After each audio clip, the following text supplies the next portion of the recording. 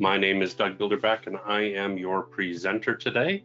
Our topic is AR credit and collections tips and tricks.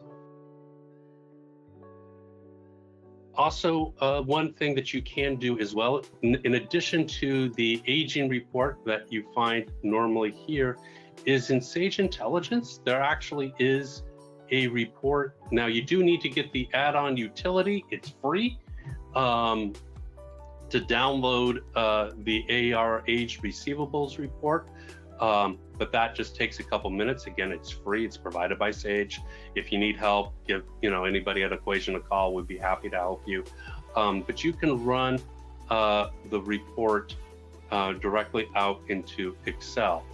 And furthermore, you can schedule the report on Task Scheduler to have it emailed to a couple people inside your organization. So you can have, if you've got a credit and collections person or somebody with that job in the receivables department or whatever, they could get in their email inbox every morning or every Monday a copy of the aging report automatically run for them. So it's right there and they don't have to go run it.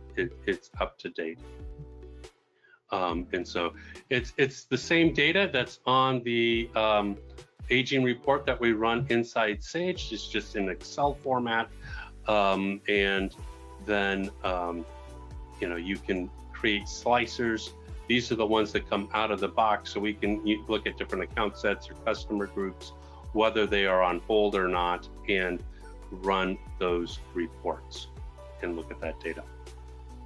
I will thank you all for a great day. If you've got suggestions for future sessions, hey, send them in either to myself or into support at Equation Tech.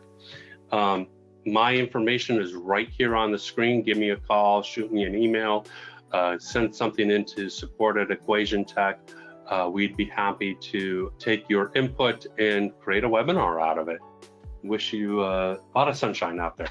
Talk to you later. Take care. Bye-bye.